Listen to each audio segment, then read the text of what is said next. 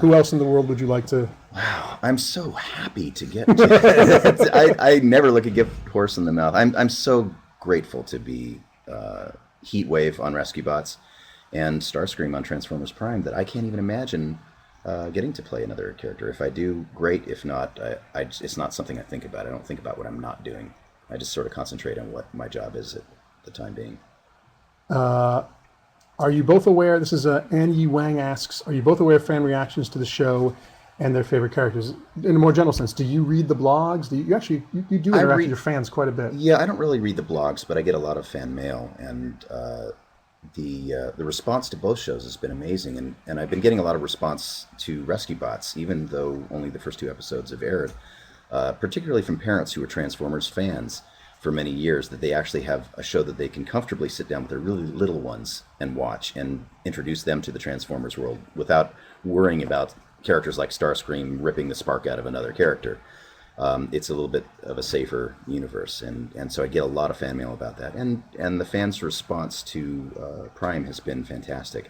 And that was actually one of my greatest concerns starting out, is that I would be able to live up to their expectations for the fans who have been with it since G1. And they've embraced the show much more so than I thought they even would. And I try to interact with fans as much as I can. I answer all of my fan mail, and I show up at conventions.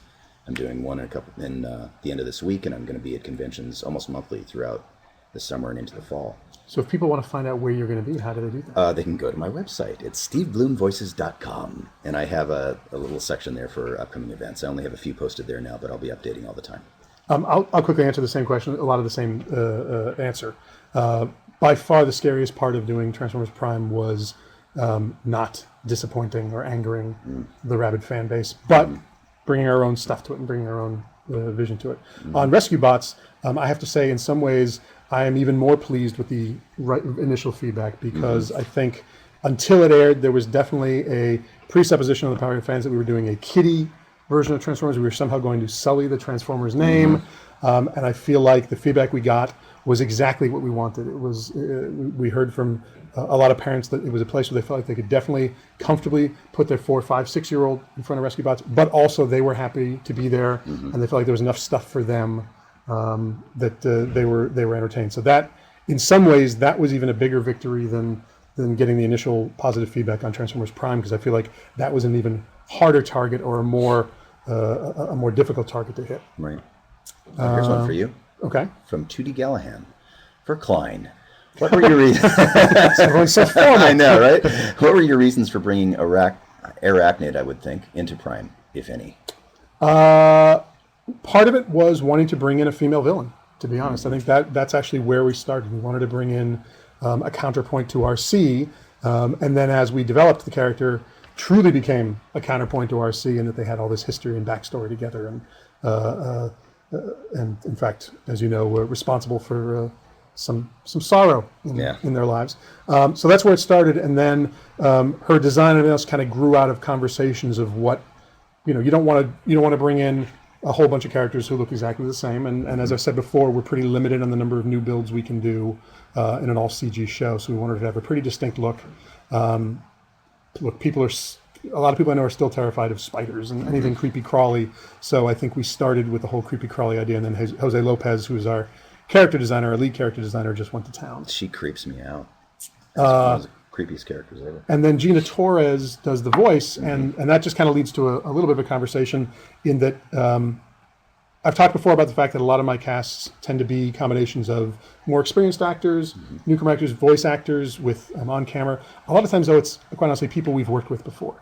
You tend to go back to people who have done the job for you in the past, because you come to rely on them, you like working together, and quite honestly, that's the case with you. When we first heard your Heatwave audition, we were thrilled, because we would love the idea to have another show to do with you. So Gina Torres, actually, I did a busted pilot with, a live action pilot a few years ago. She was one of the leads. Marky Post, who's on Transformers Prime, was in another busted pop I wrote. I co-wrote years ago for the WB, a live-action Lucky Woman and Dinah Girl. Lacey Chabert from Transformers Rescue Bots.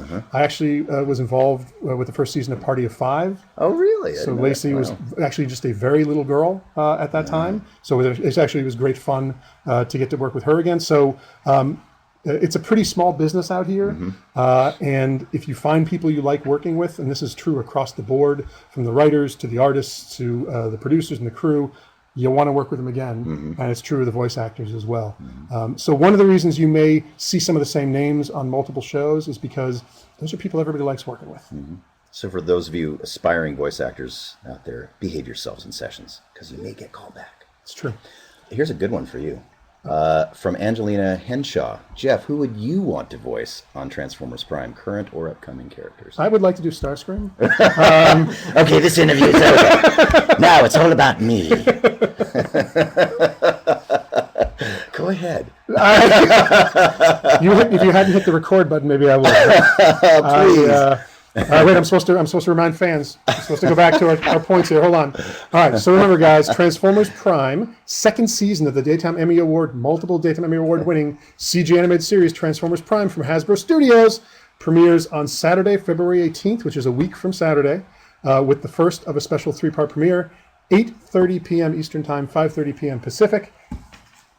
And Transformers Rescue Bots also premieres Saturday, February 18th at 11:30 a.m. Eastern Standard Time.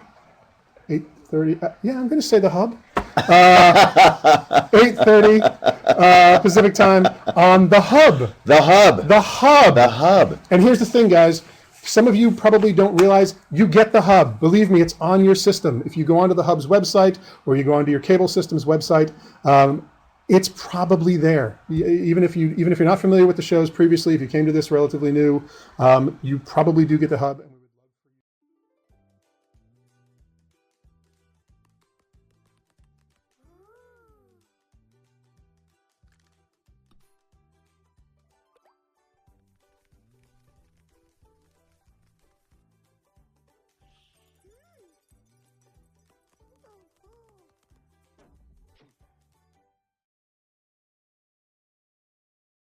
In live action, but I think there is you have to be a certain kind of writer to want to write animation. To do well. And to do well at it. From a strictly logistical point of view, as an animation writer, you tend to be writing more as a director. You tend to be calling out more camera shots, more camera angles. You're giving more detail in the script about where and how certain action should happen. That's not always the case with a live action script. In live action, you tend to want to give the parameters and let the director figure it out. But in animation, you actually tend to have to choreograph your own fight scenes and the like. So the artists who could be spread all across the world, or who could be multiple artists working on a project at the same time, have enough to work off of. And animation writers aren't covered by the Writers Guild, so it's not as lucrative from a financial standpoint. They're covered by the Animation Guild. So you really do have to be a fan of the genre to want to work in, or the form to want to work in animation, which is why someone like a Dwayne Capizzi, who is just an unbelievably talented writer and could easily have a very successful career in live action, primetime, animated features, whatever it might be, but he loves television animation. He loves digging into a character for 26, 52, 65 episodes at a time. And that's true of Nicole Dubuque and Brian Hofeld. And if you go onto IMDb and look up the credits of some of our creative team on either Transformers Rescue Bots or Transformers Prime, you're going to see that a lot of them have credits beyond animation, but they work in animation because they love it. And I imagine that's true for you. I mean, as a voiceover actor, you could be doing voiceover for commercials, you could be doing voiceover narration, but something about animation in particular is appealing to you. I love animation. I've always loved animation. My first job was working in my grandfather's bookstore sorting comics, so I've always had a deep connection to that. And I'm not an on-camera actor by choice. Everybody finds that really odd, that I don't want to do theater, I don't want to do on camera. I don't care, because this is the medium I love most. And so I think it's appropriate that I'm working in this medium more than any other, and that includes commercial and everything else. I do like doing that. It's fun. Sometimes it's a lot more lucrative, but this is my home. Even with anime, I go back to anime, and that makes almost no money, but I do it because I love to do it, and I love going to my job every day where I'm not hating it, and that's different for me because I spent a lot of years doing that. So.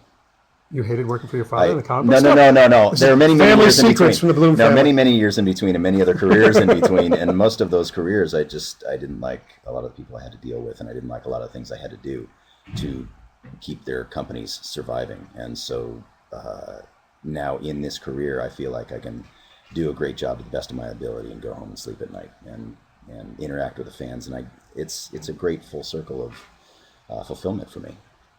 Moostron asks, has Starscream ever swallowed a bird by accident while flying?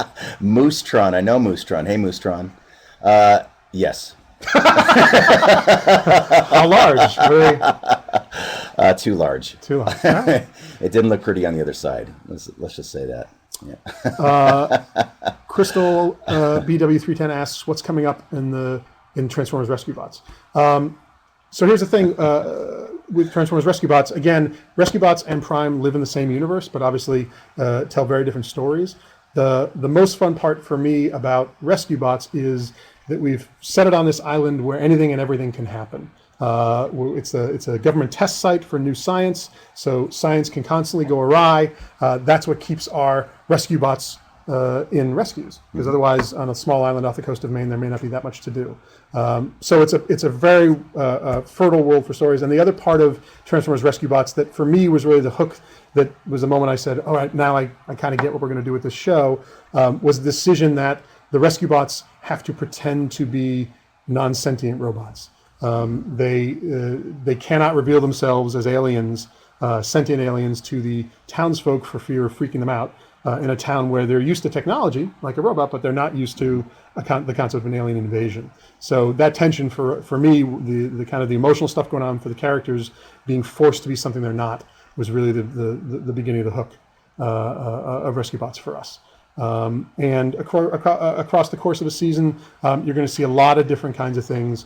I grew up on shows like Emergency, and Rescue Bots is a little bit of our nod to Emergency. Mm-hmm. And for those of you who are way too young to remember it, I'm trying to think of what's a modern day equivalent of Emergency. I don't know. I don't think there is. You know what? Go on to YouTube and find Emergency. Yeah. All right, so I think we're getting ready to wrap this up. Before we end, I'm supposed to give you a tune-in message that includes going to hubworld.com, click on the channel locator, find the hub in your market. We can use every viewer we can get, so please find the hub. And like I said, I think some people don't even realize they get the hub, right? But they do. And there's a lot of great stuff on the hub too, guys. You got to check it out. And we'll take one more question. Angelina Henshaw asks, was it cool to work with John Noble? It was exciting to see him here after Lord of the Rings. Was it exciting to work with John Noble? I don't think I was in the room at the time, was I? Oh, you've given away all the secrets of... It was very exciting for him. It was very, very exciting for Steve. Steve, in fact, afterwards could not stop talking about it. It was sort of amazing. By the way, Moostron has come back and said that post eating the bird, you'll have fun explaining the feathers you're talking about. So, you're supposed to talk about the other cast members. Yes. Why don't you do a little tribute to other cast members you have worked with? Every once in a while on guest stars, we have to bring them in on their own because they couldn't make our recording session. So that's why Steve is a little bit. Yeah, they don't allow me in the room with most of the. That's just the underage. Yeah, I know. No, well, I love our standard cast in the shows, and I love a lot of the guest stars that are coming in. And I don't want to single anybody out. There are just too many to name here. But the one thing I will say about Transformers Prime and Rescue Bots is that we are a very close-knit family. And we've actually done a couple of events outside of recording, which is quite unusual, I think, for animation recording. We're all so busy in our lives, we go off and do other things. And the chemistry of these groups of people, and please look up their names and learn to know who they are, because there's a lot of new upcoming kids where this is their first show, and I think they're doing an incredible job, and they're going to have very long careers as a result of this. And of course, the old school guys, us old guys. And just the melding of all that and how well it works together. Sometimes it doesn't work too well, and these are great exceptions to that. I remember the first record even, you guys didn't want to leave after, it's 4 hours, a long time to sit, just to be in a room, often up on your feet doing this. and after it was over, people wanted to go across the street and get a bite to eat together. Yeah. And that has actually kind of continued from week to week, session to session. It does, yeah. We're constantly making plans to do that, and if people have shows doing other things, live theater shows and stuff, we've actually had group events to go out and support our fellow cast members, and that doesn't happen very often. So I'm very fortunate to be on this show with this particular group of people. Very unusual. So again, before we sign off, there's one request, and then we will do our final goodbyes. Okay. Can you say that in Starscream's voice before you quit? Asks Uniform Shark. I don't know why, but I'm guessing it's going to be somebody's voice message or something. I suppose so. Megatron happened. Oh, I hurt myself. So to the fans who are familiar with the show, thank you so much for watching. For those of you who are going to come new to us in season 2, thank you. And please, please, please check out Transformers Rescue Bots. I think you'll be pleasantly surprised. For all the support you have shown us this first year plus, we really do appreciate it.